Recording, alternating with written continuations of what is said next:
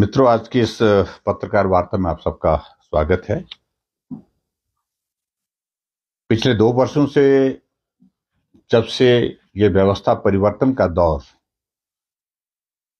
हिमाचल प्रदेश में शुरू हुआ है, यानी कि कांग्रेस पार्टी की सरकार बनी है, दिन प्रतिदिन ये हिमाचल, देवभूमि हिमाचल बर्बादी की तरफ, तबाही की तरफ बढ़ता जा रहा है।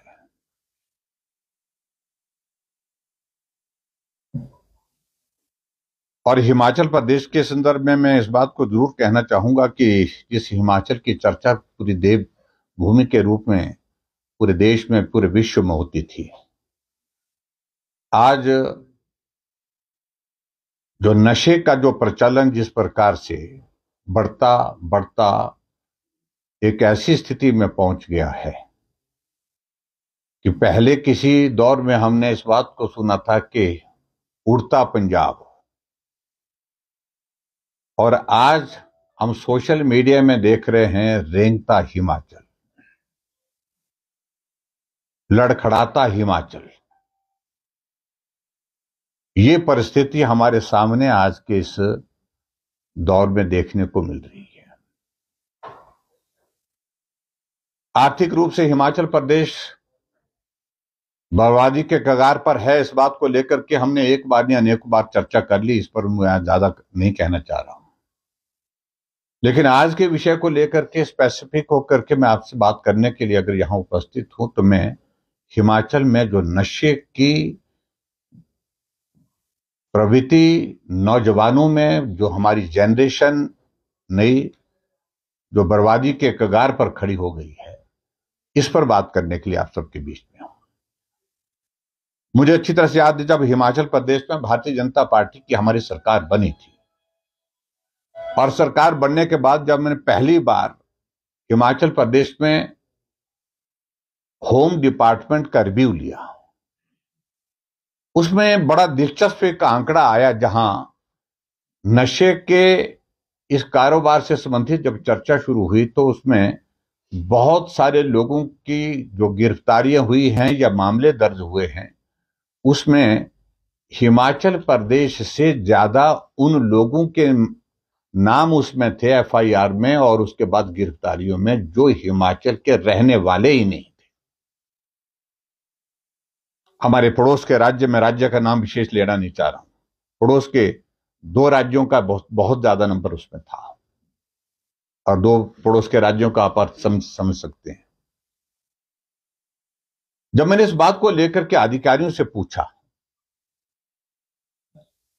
कि बाहर के लोगों, दूसरे प्रदेश के लोगों को गिरफ्तार किया है, और वो पैडलर्स थे, धंधा करते थे, कुछ उनमें सेवन भी करते थे, इसकी वजह क्या है? और उसमें मालूम पड़ा कि ये बाहर के राज्य से हिमाचल प्रदेश में लाने का काम, नशे का लाने का काम ये करते हैं, पकड़े जाते हैं, मामला दर्ज होता है, जेल की सलाखों के पीछे इस कारण से है।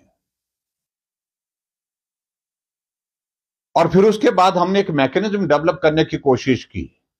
हम हिमाचल के अंदर प्रयास करते रहेंगे नशे के खिलाफ जो है वो अभियान चलाने की, लोगों को पकड़ने, उन लोगों को जो गलत काम में फंसे हुए लोग हैं इस प्रकार से, उनके खिलाफ कार्रवाई करने के लिए। लेकिन बहुत सारे लोग जो दूसरे प्रदेशों से जो यहां आकर के इस काम को अंजाम देते हैं, उनके खिलाफ कार्रवाई करने का रास्ता क्या निकाला जाए। तो मैंने व्यक्तिगत रूप से chief minister Haryana, chief minister Punjab, chief minister Uttarakhand, इन सभी मुख्यमंत्री से बात की, और बात करने के पश्चात हमने तय किया कि हमको नशे के खिलाफ ज्वाइंट स्ट्रेटजी प्लान करनी चाहिए, ज्वाइंट ऑपरेशंस करने चाहिए, और ज्वाइंट ऑपरेशन करने के साथ साथ में हमको हमारी जो इंटेलिजेंस की शेयरिंग, जो रेलेवेंट पोर्शन उसका जो शेयरिंग का वो बनता है, वो करना चाहिए, ताकि हम इनको पकड़ सकें। होने क्या लगा, जब हम सख्ती करते थे वो हरियाणा में चले जाते थे, हरियाणा वाले सख्ती करते थे वो पंजाब में चले जाते थे, पंजाब वाले सख्ती करते थे वो हिमाचल चले जाते, उत्तराखंड चले जाते। तो इस कारण से जॉइंट स्ट्रेटजी के माध्यम से इनको पकड़ने का अभियान शुरू करना चाहिए। और इसके लिए हम सारे chief minister Haryana, chief minister Punjab, chief minister Himachal, chief minister Uttarakhand और बाद में यहां तक के chief minister Rajasthan, chief minister Delhi, हम सब लोगों ने मीटिंग की चंडीगढ़ में। और एक इनिशिएटिव जो हमारे द्वारा लिया गया था उसको सभी लोगों ने सराहा और उसके मुताबिक फिर स्ट्रेटजी बनी। उन सारी चीजों की तफसील में आज बताने की जरूरत महसूस नहीं करता कि हमारा कहने का मतलब नशा एक हमारे जनरेशन को तबाह करने वाला, बर्बाद करने वाला एक माध्यम होगा आने वाले समय में। हमारे दुश्मन चाहे देश के अंदर हैं, चाहे दुश्मन देश के बाहर हैं, उनकी स्ट्रेटजी यही रहेगी इस हिंदुस्तान को बर्बाद करने के लिए कि जनरेशन को तबाह किया जाए। और जनरेशन को तबाह करने के लिए सबसे प्रभावी तरीका यही है कि नशे की लत लगाई जाए, नशा सप्लाई किया जाए और उस नशे की जद में जो है नई जनरेशन तबाह हो जाए, बर्बाद हो जाए। मित्रों, आज मैं इस बात को लेकर के मैं जरूर कहना चाहूंगा, मैंने बार बार इस बात को लेकर के विधानसभा के अंदर भी बात कही, बाहर भी बात कही, लेकिन पिछले 2 वर्षों से मुझे याद नहीं अभी तक आ रही है कि कोई हाई लेवल की कोई बैठक मुख्यमंत्री की अध्यक्षता में सिर्फ नशे के निवारण के लिए हिमाचल प्रदेश में नशे से कैसे निपटा जाए और इसके जो चपेट में, नशे की चपेट में हमारी जनरेशन जो बर्बाद हो रही है उसके लिए क्या रास्ते निकाले जाए, इस बात को लेकर के एक बार भी बैठना नहीं हो पाए। ये बहुत बड़ा चिंता का विषय है। अब हम इस बात को आगे बढ़कर के देख रहे हैं। पिछले 2 हफ्ते में हिमाचल प्रदेश में ओवरडोज के कारण 4 युवाओं की डेथ हुई है। अभी मतलब 2 हफ्ते में, मतलब 15 दिन में ही 4 नौजवानों की डेथ ओवरडोज के कारण। अगर इसका आधिकारिक आंकड़े की अगर हम बात करें, क्योंकि वो कभी आता नहीं है, क्योंकि बहुत सारे सोशल स्टिग्मा के कारण परिवार के लोग, रिश्तेदार भी जो है वो डिस्क्लोज नहीं करते हैं। अगर परिवार में कोई बच्चा जो है नशे की चपेट में आ गया है, नशे की लत लग गई है, छुपाते हैं, बताते नहीं है। लेकिन इसके अनुसार जो है एक मोटी मोटी जो जानकारी प्राप्त हुई, मोर देन 100 नौजवान यूथ जो है नशे की चपेट में 2 सालों में जो है अपनी जिंदगी खो चुके हैं। यह आंकड़ा ज्यादा भी हो सकता है, लेकिन एक जानकारी के मुताबिक जो है, सब जगह से जानकारी कि गांव में नौजवान था, कोई बीमारी नहीं थी, लेकिन उसकी मृत्यु हो गई। कोई बोलता है कि हार्ट अटैक हो गया, कोई बोलते हैं जिसको पता नहीं क्या ब्रेन हेमरेज हो गया, कुछ ये हो गया, कुछ कई तरह की बातें कही जाती है, लेकिन हकीकत उसके पीछे और तरह की है। और आज खुलेआम जो नशा कहीं बॉर्डर एरिया तक पहुंचता था हिमाचल प्रदेश के एक जमाने में, एक दौर में, आज दूर दराज के इलाके में जहां आदमी को पहुंचना मुश्किल है, दूर दराज के इलाके में, सुदूर इलाके में जाकर के नशे की खेप पकड़ी जा रही है।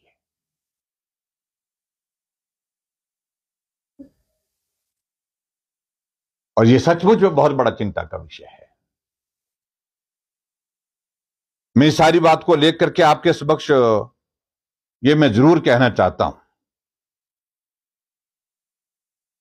जैसे मैंने कहा कि लड़खड़ाता हिमाचल, रेंगता हिमाचल, ये आज सोशल मीडिया में आप देख रहे हैं। ये सोशल मीडिया का विषय नहीं है, ये हम अपनी आंखों के सामने देख रहे हैं। जब नशे से कोई नौजवान ग्रसित हो करके उसका वो सेवन करता है, वो किस प्रकार से तड़प रहा होता है, ये सारी चीज को लेकर के एक नहीं अनेकों उदाहरण आप सबके सामने आए हैं।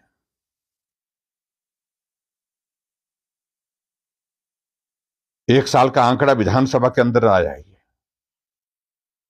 2023 और से 2024 तक ओवरडोज के कारण जो है 11 युवाओं की डेथ का ये तो रिकॉर्डेड है विधानसभा की कार्रवाई का। और मैं इस बात को सच कह रहा हूं कि हकीकत इससे बहुत दूर है, क्योंकि जो आंकड़ा जो हमारे सामने आ रहा है ये बहुत थोड़ा आंकड़ा है, और इस आंकड़े को अगर हम सही मायने में अगर वेरीफाई करें तो ये आंकड़ा बहुत बड़ा बनेगा। और ऊपर से हम इस बात को हम देख रहे हैं कि हिमाचल प्रदेश सरकार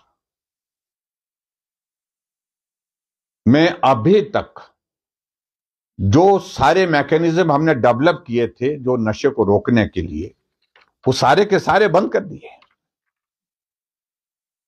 और उल्टा हैरानी की बात होती है कि कांग्रेस पार्टी के नेता प्रेस कॉन्फ्रेंस कर रहे हैं और हिमाचल प्रदेश के डीजीपी के ऊपर गंभीर आरोप लगा रहे हैं। ऊना जिला में एक पूरा विधायक जो लोकसभा के लिए प्रत्याशी था, लेकिन सरकार की ओर से ना विधायकों को उस बात को लेकर के पूछा जा रहा है, ना डीजीपी को पूछा जा रहा है।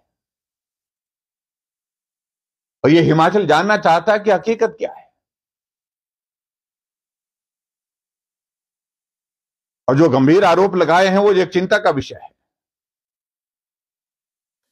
और उसी तरह से हम देख रहे हैं कि नौजवानों को रोजगार देना, नौजवानों को अपने कैरियर बनाने के लिए जो केंद्र सरकार की ओर से जो स्किल डेवलपमेंट को के लिए जो राशि दी गई थी, पैसा दिया गया था, वो पैसा आने के बावजूद फिर पिछले 6 महीने से ज्यादा समय से जो सारी जो स्किल को अपग्रेड करने के लिए, स्किल डेवलपमेंट के लिए जो केंद्र सरकार से पैसा आया, वो सारे का सारा पैसा जो है वो जो पड़ा है उसको दूसरी जगह इस्तेमाल किया जा रहा है। लेकिन नौजवानों को इस नशे से बाहर निकालने के लिए, उनको रोजगार के संसाधन खड़े करने की दृष्टि से जो काम करने की आवश्यकता थी, उन सारी चीजों पर रोक लगा दी गई, वो बंद पड़ा है। हमने हिमाचल प्रदेश में एक प्रयास किया था कि सीएम हेल्पलाइन के माध्यम से हम हिमाचल प्रदेश में ऐसे नशे के धंधे में जुड़े हुए जो पैडलर्स हैं, दूसरे इस प्रकार से इस तरह के लोग हैं जिनके बारे में जानकारी किसी को प्राप्त होती है, उसकी कंप्लेंट आप 1100 पर कर सकते हैं। और कंप्लेंट करने के बाद उस आदमी का नाम जो है गोपनीय रखा जाएगा, लेकिन पुलिस उसमें कार्रवाई करेगी। तुरंत वो पुलिस को वो कार्रवाई के लिए जो है आगे नाम दिया जाएगा, और उसके अनुसार जो है उसमें जो है वहां पर जो पुलिस की जो लीगल जो कार्रवाई बनती वो की जाएगी। लेकिन पिछले 2 सालों से हिमाचल प्रदेश में सीएम हेल्पलाइन जो 1100 का हम जिक्र करते हैं, वो लगभग बंद है। बंद पूरी तरह से आधिकारिक रूप से नहीं की गई है, लेकिन उसके बावजूद भी उसको बिल्कुल उस तरह से बंद कर दिया गया है, उसका काम सारा समाप्त कर दिया गया है। एक ऐप हमने हिमाचल प्रदेश में शुरू की थी जिसको 50,000 लोगों ने उसको जो है डाउनलोड किया था। उस ऐप के माध्यम से कंप्लीट करने का जो है मैकेनिज्म, लगभग 4,000 शिकायतें उसके माध्यम से आई थी हिमाचल प्रदेश में हमारी गवर्नमेंट के दौरान, और जिसमें बहुत जगह कार्रवाई भी की गई, वो भी बंद कर दिया गया। और 2019 में किए थे हमने ये हिमाचल को ड्रग फ्री करने के लिए एक ऐप, जो मोबाइल ऐप जो हमने बनाई थी, वो भी बंद कर दी गई। हमने हिमाचल प्रदेश में नौजवान अपने कारोबार में जुड़े, सरकारी नौकरी देने का काम वो भी किया। उसके बाद हमने सरकारी नौकरी के साथ साथ में हमने हिमाचल प्रदेश में मुख्यमंत्री स्वावलंबन योजना हमने शुरू की थी। इसलिए शुरू की थी, अगर सरकारी नौकरी नहीं मिल पाती है या सरकारी नौकरी लेने के लिए कोई नौजवान इच्छुक नहीं है, अपना कारोबार करना चाहता है, उसके लिए मुख्यमंत्री स्वावलंबन योजना की शुरुआत की थी। और मुख्यमंत्री स्वावलंबन योजना के अंतर्गत जो है हमने हिमाचल प्रदेश में जो है वो बहुत सारा उसमें हमने काम किया। और मुझे इस बात को लेकर के सचमुच में बहुत अफसोस है कि हिमाचल प्रदेश में उस सारे काम को भी, उस सारे इसको भी बंद कर दिया गया, उस योजना को ही बंद कर दिया गया। और मुख्यमंत्री स्वावलंबन योजना के अंतर्गत लगभग 4,370 यूनिट हिमाचल प्रदेश में लगे, जिसमें हजारों नौजवानों को रोजगार भी मिला और रोजगार के साथ साथ में अपना कारोबार करने की स्थिति में भी वो उसमें सफल हो पाए। और लगभग उसमें हमने सरकार की ओर से 200 करोड़ रुपए के से ज्यादा की हमने उसमें सब्सिडी दी कि हमने अपनी गवर्नमेंट में, सिर्फ इसलिए कि नौजवान अपना काम करे, अपने काम से जो है अपने पांव पर खड़ा हो सके, इस बात को सुनिश्चित करने के लिए। और इसी तरह से जहां कांगड़ा जिला की अगर बात आती है तो कांगड़ा जिला के अंतर्गत भी जो हमारा बॉर्डर एरिया है, पर्टिकुलरली जो नूरपुर का इलाका था, वहां नशे की जो पंजाब से नशे का जो प्रचलन जो है वो बहुत तेजी से बढ़ता जा रहा था। उसको चेक करने के लिए, उसको रिस्ट्रिक्ट करने के लिए हमने नूरपुर में पुलिस अधीक्षक का, एसपी का ऑफिस जो है वो वहां पर खोला था। और इसलिए उसके पीछे सबसे बड़ी वजह यही थी कि जो बहुत सारे लोग जो पैडलर जहां पंजाब सख्ती करता था वो यहां हिमाचल में घुस आते थे, हम सख्ती करते थे पंजाब चले जाते, तो उनको पकड़ने में बहुत बड़ी उसमें कामयाबी भी मिली। और इसके साथ साथ में हमने हिमाचल प्रदेश में बड़ा एक अभियान चलाया था कि उस अभियान के अंतर्गत एक हमने एक्ट का भी उसमें इंतजाम किया था कि प्रोविजन उसमें यह था कि नशे की क्वांटिटी, पर्टिकुलर क्वांटिटी तक जो है अगर नशा प्राप्त होता है, सिंथेटिक नशा, तो उसमें बेल हो जाती थी। अगर ज्यादा क्वांटिटी में होता था तो बेल नहीं होती थी। तो हमने यहां से उसके लिए बिल पारित किया हिमाचल प्रदेश की विधानसभा के अंदर कि क्वांटिटी थोड़ी मिले चाहे ज्यादा मिले, लेकिन उसके बावजूद बेल नहीं होनी चाहिए, उस अपराधी की बेल नहीं होनी चाहिए। यह भी हमने एक्ट बना करके केंद्र सरकार के लिए भेजा था।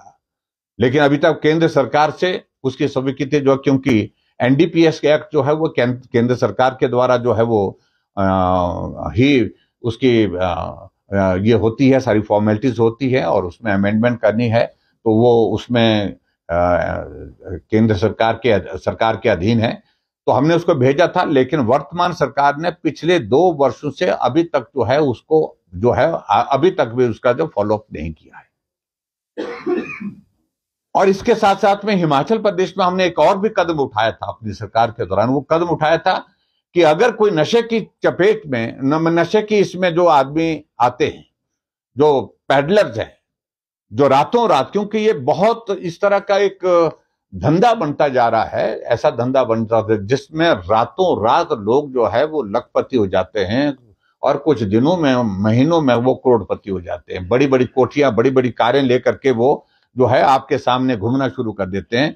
तो उस तरह से हमने इस बात के लिए भी एक मैकेनिज्म, इंटरनल मैकेनिज्म डेवलप करने के लिए शुरुआत की हिमाचल प्रदेश में। ऐसे कौन लोग हैं जो संदिग्ध हैं और जिनकी प्रॉपर्टी रातों रात बढ़ती जा रही है, उसका असेसमेंट किया जाए।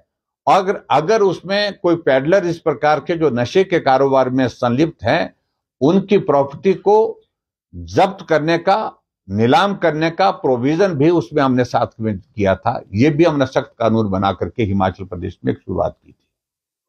लेकिन मित्रों, मुझे इस बात को लेकर के अफसोस है कि पिछले 2 वर्ष के कार्यकाल, जब से हिमाचल प्रदेश में सुख की सरकार है, व्यवस्था परिवर्तन की बातें कहने वाली सरकार है, ये सारी चीजों पर पूर्ण विराम लगा दिया है। आज हिमाचल प्रदेश में नशे का कारोबार इतनी तेजी से बढ़ता जा रहा है, इतनी तेजी से बढ़ करके गांव के इलाकों में, दूर दराज के इलाकों में पहुंच गया है, जिसके कारण हिमाचल प्रदेश की जो हमारी पीढ़ी है वो बर्बाद हो रही है। ना केवल लड़के, उसमें बच्चियां भी उसमें शामिल हो रही हैं। ये सबसे बड़ा चिंता का विषय है और ये पूरे हिमाचल प्रदेश की चिंता का विषय है। लेकिन अभी तक हम इस बात को देख रहे हैं कि सरकार अभी तक इस सारे मामले को लेकर के संज्ञान नहीं ले पा रही है। रूटीन की कार्रवाई में जहां जो चीज पकड़ी जाती है, थोड़ा बहुत वो सारी चीज को लेकर के कार्रवाई पिछले दिनों में होने लगी है। लेकिन मेरा इसमें जरूर है, मैं सरकार के समक्ष इस बात को लेकर के प्रस्ताव रख रहा हूं अपनी पार्टी की ओर से भी। ये जॉइंट अभियान हम सबको चलाना चाहिए। सत्ता पक्ष को, विपक्ष को मिलकर के भी इसमें काम करने की आवश्यकता है, तो मिलकर के काम करना चाहिए। और ऐसी शुरुआत करने के लिए मुख्यमंत्री शुरुआत करें। मैं आदरणीय महामहिम राज्यपाल महोदय जी का हृदय से आभार व्यक्त करता हूं। इन्होंने अपनी चिंता व्यक्त की है इस हिमाचल प्रदेश देवभूमि में बढ़ते हुए नशे के प्रचलन को देख करके, कि दोनों पक्ष के लोगों को इकट्ठा हो करके हमको अभियान के रूप में जाना चाहिए। जो बड़े बड़े हमारे एजुकेशनल इंस्टीट्यूशन हैं, जहां यूथ की गैदरिंग ज्यादा होती है, उनको अवेयर करना चाहिए और लोगों के बीच में जागरूक करने के लिए अभियान चलाना चाहिए और सामूहिक कार्यक्रम करना चाहिए। और हमने भी इस बात को लेकर के, हमसे भी जब पूछा गया, हमने कहा है कि हम उसमें पूरा सहयोग देने के लिए तैयार है, लेकिन सरकार शुरुआत तो करे।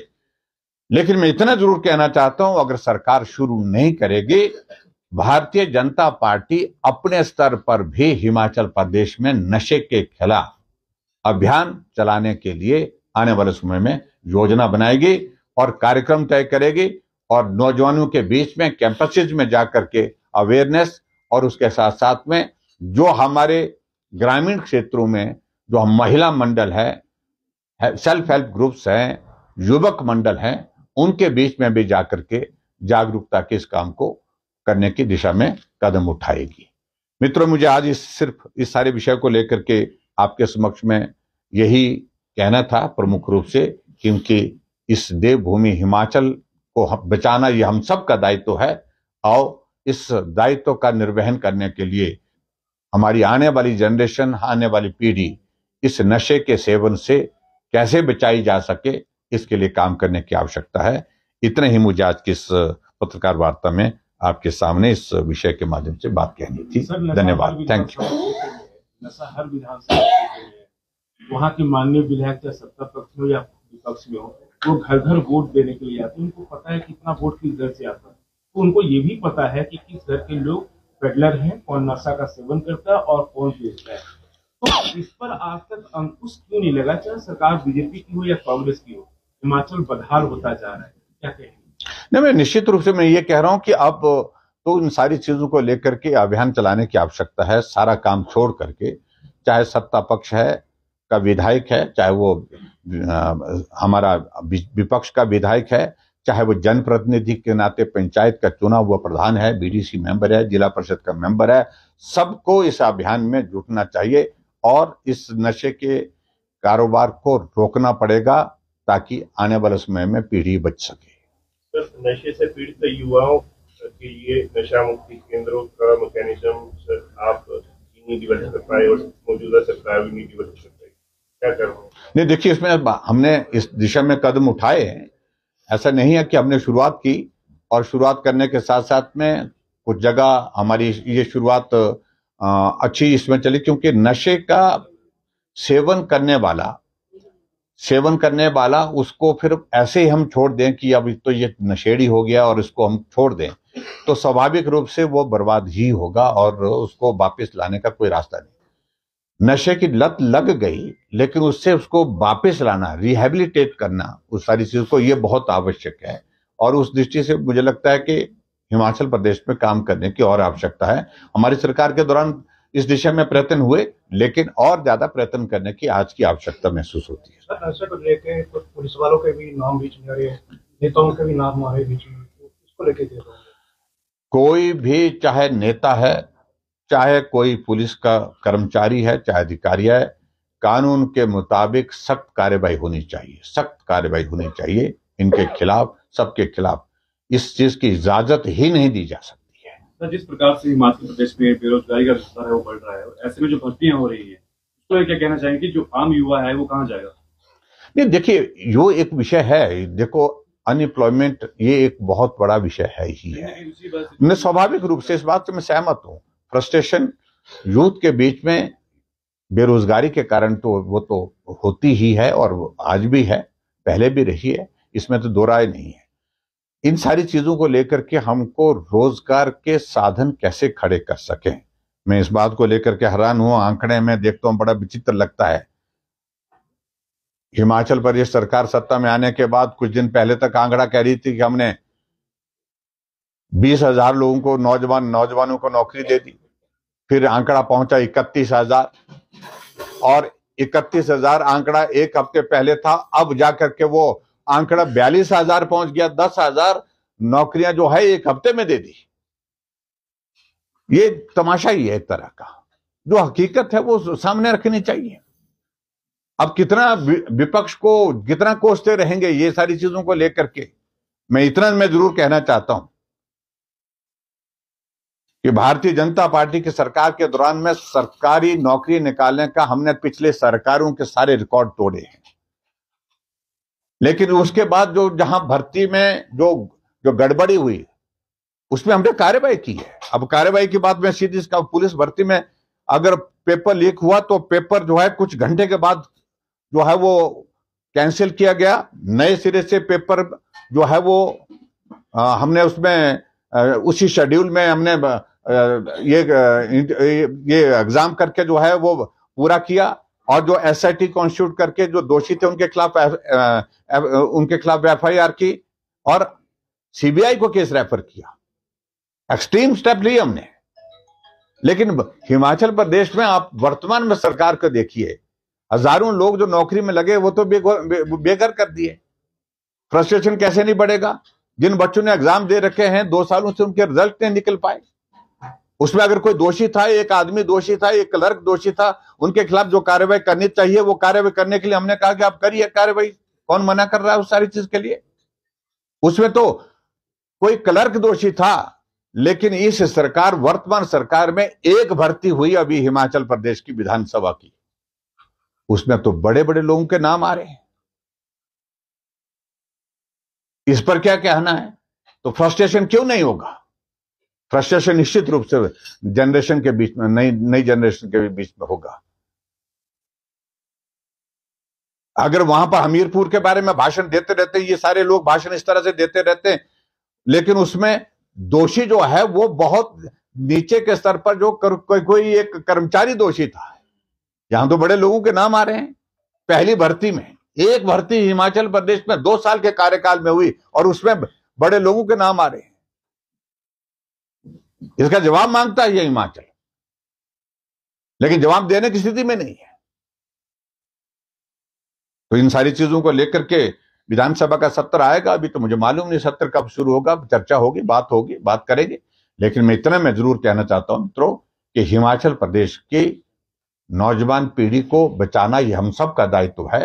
ये देवभूमि हिमाचल के संदर्भ में बहुत पीड़ा होती है जब हम इस प्रकार से मतलब मीडिया में, सोशल मीडिया में या लोगों के मुंह से हम रेंगता हिमाचल, लड़खड़ाता हिमाचल ये देखने को और पढ़ने को मिलता है, तो सचमुच में दिल को बहुत पीड़ा होती है। सर, आपकी सरकार की 28,000 जो धनराशि है वो वापस मांग रही है सरकार। छोटे छोटे जो डिपार्टमेंट है उनसे भी पैसा जो है वो वापस लिया जा रहा है। देखिए, मैं आज मैं देखो, मैंने कहा कि एक तो आर्थिक संकट हिमाचल प्रदेश में जिसमें सारे काम बंद कर दिए गए हैं। आज की स्थिति यह है कि हिमाचल प्रदेश में जो बजट सत्र आ रहा है और उसमें जो कमिटेड लायबिलिटीज के अलावा जो डेवलपमेंट के लिए पैसे की अगर बात है तो उसमें पैसे की गुंजाइश ही नहीं बच रही है। आज कितनी तारीख हो गई हिमाचल पर? आज कितनी तारीख हुई हमारी? 17 तारीख हो गई। लेकिन जो महानुभाव कांग्रेस पार्टी के नेता हैं वो मंच पर से मुझको भाषण दिए थे, बिलासपुर में चुनौती दिए थे कि जयराम बताए कि अगर एचआरटीसी के पेंशनर को पेंशन नहीं मिली तो मैं इस्तीफा देता हूं। न तब पेंशन मिली थी जब भाषण दे रहे थे, और न आज 17 तारीख हो गई अभी तक हिमाचल प्रदेश के एचआरटीसी के जो हमारे पेंशनर्स हैं उनके खाते में पेंशन नहीं आई है। ये स्थिति हिमाचल प्रदेश की है। केंद्र से बजट मिला है, केंद्र से पैसा मिला है जो स्पेशल असिस्टेंस के नाते, सेंट्रल स्पेशल असिस्टेंस जो मिलती है स्टेट को, मोर देन 1000 करोड़ रुपए मिलना। उस पैसे को स्पेसिफिक प्रोजेक्ट के अगेंस्ट सैंक्शन किया जाता है और वो स्पेसिफिक सैंक्शन होने के बावजूद उस पैसे को डाइवर्ट करके सैलरी और पेंशन दी जा रही है। 300 करोड़ रुपए से ज्यादा पैसा हिमाचल प्रदेश में जो सेंट्रल असिस्टेंस का आया था, जो 50 साल के लिए लोन होता है, बिना ब्याज के होता है, वो पैसा जाकर के एचआरटीसी को दिया गया, तो ट्रांसपोर्ट डिपार्टमेंट के लिए 300 करोड़ के लगभग दिया गया, और उसके बाद जो है वो आगे जो है उसके लिए आईडीबी के लिए इंफ्रास्ट्रक्चर डेवलपमेंट बोर्ड को ले दिया गया, और वहां से रिलीज करके पैसा जो है सैलरी और पेंशन में बांट दिया गया। ये रिकॉर्डेड फिगर्स हैं, मैं बात कर रहा हूं। आज हिमाचल प्रदेश में यह स्थिति है कि 650 करोड़ रुपए से ज्यादा लायबिलिटी जो स्टेट का शेयर बनता है रेलवे के लिए देने के लिए, रेलवे बोर्ड के चेयरमैन ने चीफ सेक्रेटरी को चिट्ठी लिख दी है कि आप अपना पैसा, अपना शेयर जमा करिए, नहीं तो हमको प्रोजेक्ट का काम बंद करना पड़ेगा। यह स्थिति हिमाचल प्रदेश में। मैं इस बात से सहमत हूं हिमाचल प्रदेश में कि आर्थिक संकट पहले भी रहा, लेकिन ऐसी स्थिति कभी नहीं आई। जो आज ये बात भाषण देते हैं, बार बार भाषण देते हैं, बार बार बोलते रहते हैं, क्या इन्हें मालूम नहीं था? क्या जो कांग्रेस के नेता जो मुख्यमंत्री बने हैं, उप मुख्यमंत्री हैं, जो मंत्री हैं, उनको मालूम नहीं था कि हिमाचल प्रदेश की आर्थिक स्थिति कैसे है? अगर मालूम थी तो यह गारंटियां 10 गारंटी देने, सत्ता को हासिल करने के लिए वो गारंटी तो दे दी। उस वक्त मालूम नहीं था कि इनको ये गारंटी पूरी करनी मुश्किल होगी। गारंटी पूरी करेंगे तो हिमाचल प्रदेश में हम कर्मचारियों की सैलरी नहीं दे पाएंगे। अब मंत्री जाकर के बोल रहे हैं ओपीएस की जगह यूपीएस को लागू करना चाहिए। ये हालात हिमाचल प्रदेश सरकार के हैं। और उस वक्त जब हम सारी बातें सरल भाषा में जो बातें कह रहे थे वो समझ में नहीं आ रही थी। आज हिमाचल प्रदेश का कर्मचारी कह रहा है, जिसके बारे में बोलते थे कि हम बहुत हितैषी हैं, बहुत उनका भला चाहने वाले हैं, वही उनके खिलाफ 2 साल के कार्यकाल में सड़कों पर आ गए। तो इसलिए मैं सिर्फ इतना कहना चाहिए। आज का मेरा विषय बहुत स्पेसिफिक है, लेकिन ये सारे विषयों को लेकर के बाद में बात करेंगे। आपकी सरकार की मुख्यमंत्री थे, धर्मशाला में एक बहुत बड़ा इन्वेस्टर मीट हुआ था, तकरीबन 28,000 करोड़ का एमओयू साइन हुआ था। प्रयास ये लगाया जा रहा था कि हजारों लाखों की संख्या में रोजगार डेवलप होगा। धरातल पर आज भी कुछ नहीं दिख रहा है। आपकी सरकार चलेगी, वर्तमान सरकार ने क्या इनिशिएटिव लिया? कुछ जानकारी विपक्ष के नेता होने के नाते कुछ नहीं। देखो, मैंने इस बात को लेकर के जो इन्वेस्टर मीट की थी उसमें हमारे उस वक्त एमओयू साइन हुए थे। एमओयू साइन होने के बाद फर्स्ट ग्राउंड ब्रेकिंग उसमें हो गई थी 13,500 करोड़ रुपए की, जो हम अमित शाह जी के, उसमें से मेजॉरिटी प्रोजेक्ट जमीन पर उतरने के बाद उसमें से शुरू हो गए। लेकिन जो 2800 करोड़ रुपए का, जिसका जो हमने मंडी में जब प्राइम मिनिस्टर आए थे उस वक्त एमओयू साइन होने के बाद जो है उसमें अनाउंस किए थे, उसमें से मेजर प्रोजेक्ट जो है वो कांग्रेस की गवर्नमेंट के दौरान जो है उन्हें सारे के सारे जो है ठंडे बस्ते में डाल दिए। जो भी इन्वेस्टर आ रहा है हिमाचल प्रदेश में उसको डिस्करेज किया जा रहा है। हिमाचल प्रदेश की इंडस्ट्री 2 दिन पहले जाकर के इंडस्ट्रियलिस्ट हिमाचल प्रदेश में मुख्यमंत्री को मिले 46% इंक्रीज इन जो है पावर टैरिफ में पिछले 2 साल के कार्यकाल में, जो आज से पहले कभी नहीं हुई। और उन्हें हाथ जोड़ करके कह दिया कि हमारी परिस्थिति ऐसी है, जो स्टील इंडस्ट्री के लोग जो मिले थे, कि अब हम या तो हमको काम बंद करना पड़ेगा, और उन्हें असमर्थता जाहिर कर दी कि जो बिजली का जो बिल जो है, हम इस बिल को देने की स्थिति में नहीं है, जिस तरह की इंक्रीज की है। और वो जा रहे हैं, हिमाचल प्रदेश छोड़ करके जा रहे हैं। जिस एक बात को लेकर के इंडस्ट्री हिमाचल प्रदेश में आती थी कि अश्योर्ड पावर सप्लाई यहां पर मिलेगी और सस्ती पावर सप्लाई हिमाचल प्रदेश में मिलेगी, इस बात के लिए यही एक अट्रैक्शन हिमाचल प्रदेश के पास था, वो समाप्त कर दिया। हमसे सस्ती बिजली पंजाब दे रहा है, हमसे सस्ती बिजली उत्तराखंड दे रहा है, हमसे सस्ती बिजली हरियाणा दे रहा है, उत्तर प्रदेश दे रहा है। ये स्थिति के कारण इंडस्ट्री हिमाचल प्रदेश से बाहर निकलने की स्थिति में हो गई है, बाहर जाने के लिए विवश हो गई है।